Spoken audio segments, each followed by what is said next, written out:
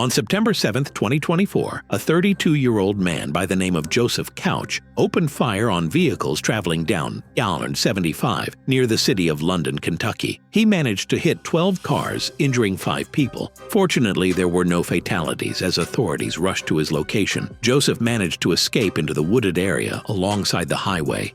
This left the investigators with no choice but to search the Daniel Boone National Forest, hoping to find the mass shooter in the meantime. They also began looking into Joseph's past and made some chilling discoveries. He served in the Army Reserve from 2013 to 2019 before receiving an honorable discharge due to him developing PTSD. More importantly, this wasn't his first entanglement with law enforcement. Back in 2015, he was arrested for throwing a rock at a dog and then pointing an AR-15 at its owner. Joseph had to pay $1,000 for bail, and the case was later dismissed a few months later. However, the same year he was arrested again, this time for supplying a minor with alcohol and vandalizing private property with spray paint. This resulted in him having to spend 6 months in jail alongside 200 community service and a $1,500 fine. All of this highlighted just how mentally unstable he was, something that became even more apparent when investigators factored in the messages he sent to his ex before the shooting. These read, "I'm going to kill a lot of people. Well, at least try, I'll myself afterwards," his past record. And these texts also made it clear that Joseph wouldn't go down without a fight if they managed to find him. Unfortunately, the search for him wasn't progressing as smoothly as they'd hoped. The search for the suspected highway gunman, Joseph Couch, intensifies as law enforcement has expanded its search efforts. State police say they are extending their search deeper into the Daniel Boone National Forest as the manhunt for Couch enters Day 7. Local agencies were forced to close a section of I-75 and shut down schools, fearing Joseph might strike again. Eventually, they did manage to find his SUV, which also had numerous cases of ammo for the AR-15 style rifle he used for the shooting. However, this didn't provide any clues about his current whereabouts. In a desperate measure, the authorities put a $35,000 reward for finding Joseph to enlist the help of locals, and that's where the McCoy couple entered the picture. Fred McCoy and his wife Sheila operate a museum dedicated to the historic feud between the Hatfield and McCoy families in Kentucky. They also run a small YouTube channel dedicated to this museum called Hatfield McCoy Museum Adventures, where they discuss the various aspects of that feud in greater detail. After hearing about the massive reward, the couple decided to give it a go. They had lived in the area their entire lives and knew the wilderness well. $35,000. That's a sweet little piece of money. We're going looking for him. We're hoping he finds us, but we're going looking for this Couch guy. Joseph, they also decided to live stream their adventure through the Kentucky forest on YouTube, likely to have an instant record of whatever they find they truly believed. On October 28, 2019, a 47-year-old Japanese man named Tetsu Shiohara live-streamed himself climbing Mount Fuji, and what was supposed to be nothing more than a fun stream quickly turned into an avoidable tragedy. You see, Tetsu had been climbing Mount Fuji since 2017 and had already reached the summit many times. However, all of those previous expeditions were during the climbing season, which stretches from July to mid-September, and while it's not an easy task, it's far safer during these months with maintained trails, milder weather, and resting huts along the way that also sell essential supplies like food and oxygen cans. So when Tetsu decided to climb the mountain in late October, it was already covered in thick, slippery snow, and the conditions were far harsher than you could have imagined, with winds reaching up to 60 miles per hour. All of the resting spots on the mountain were also closed for the off-season. But despite this being his first off-season climb,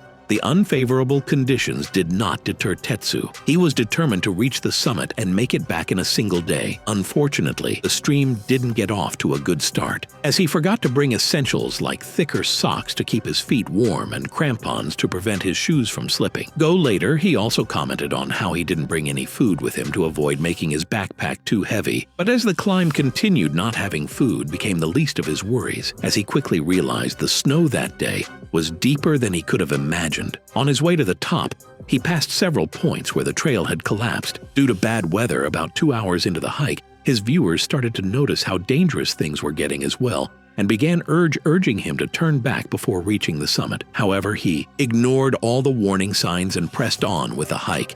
and by sheer willpower actually managed to get close to the summit. Sadly, this is where his luck ran out. While trending through a particularly steep section of the trail, Tatu slipped and fell. Down the mountain's side, seconds after slipping, his phone hit a rock and turned off, ending the live stream. His viewers immediately alerted the authorities. However, due to the harsh conditions, it took rescue workers 2 days to locate Tetsu's body. They found it severely dismembered 2,300 feet below the point where he slipped now. For most people, this was an open and shut case of an inexperienced and underprepared person misjudging the dangers of Mount Fuji. But I came across some interesting theories regarding the situation. For example, one person stated, "On December of 2022, the authorities in Northern Ireland came across a bizarre crime scene where the most likely suspect was somehow in 2 places at once. It all started on the 18th of December when Irish YouTuber live-streamed himself playing GTA Vice City. The stream started at around 6 p.m. and he stayed live for about 6 hours till midnight. The stream itself was quite unremarkable, with him playing the game, mostly in silence, broken by his occasional commentary. Unfortunately, while he was streaming comfortably in his home, his 32-year-old girlfriend was going through something downright horrific. He, however, was completely unaware of this and promptly went to sleep after ending the stream. The next day, he woke up to a barrage of calls and messages regarding her. She was apparently at her parents' house the night before to watch the World Cup finale. The match ended at around 6 p.m. and she went back to her home shortly after, which wasn't too far away. She lived alone in Northern Ireland with her 2 cats and a dog. However, the next day, no one could get through to her. She didn't show up to work and wasn't picking up her phone either. At the time, she was also 15 weeks pregnant with his child, so when she went silent, her friends and family grew worried, fearing she was facing some health concerns after learning about her absence and waiting a few hours for a response. He went to her home, which was about 20 minutes away from his home in Lisburn. Unfortunately, he was too late when he arrived at her home. The door was wide open inside. He found her lifeless on the floor. She had been killed. Detectives from the major investigation team have now launched a murder investigation following the death of her and Luran. This follows the results of the postmortem. The 32-year-old died a violent death, having been stabbed a number of times, and there are signs of defensive injuries. Postmortem reports showed that she was killed on the night of December 18th, not long after she came back from her parents' home. However, investigators did not find any evidence of a forced entry into her home. This, combined with the fact that he was the one who reported her death to the police, made him the lead suspect in her murder investigation, and he was arrested shortly after. However, this arrest didn't last long because, as the authorities quickly found out, he had a strong alibi. According to the postmortem report, she was killed during the same time he was live streaming from his home. Investigators looked through her phone and found the last text he sent to her at 5:57 p.m., which read, "Right, I'm off to stream the night away. Wish me luck," to which she replied, "I might have a peek at your live stream later." This was enough to clear his name from any wrongdoing, but it left investigators with no clear direction on where to look next. He did give them the name of someone he suspected. However, investigating that person didn't lead to any breakthrough in the case either, and the name of this person was never made public. For this reason, luckily, detectives found CCTV footage a few days later showing a man dressed in dark clothes and white shoes heading towards her home at 8:52 p.m., and then the same person going back about 40 minutes later, given his timing. Investigators determined that this was the killer. Shockingly, he had the same height and build as him. This put him on the radar once again, but it also raised a valid question. If he was the perpetrator, how could he be in 2 places at the same time without any other option? The authorities put a $20,000 reward for information regarding the killer and continued investigating. They also feared that by the time they started this investigation, the killer could have easily fled to any of the neighboring countries. In the meantime, her case had become national news, resulting in multiple memorials around the country. This put even more pressure on the investigators to find the killer as quickly as possible. They made several arrests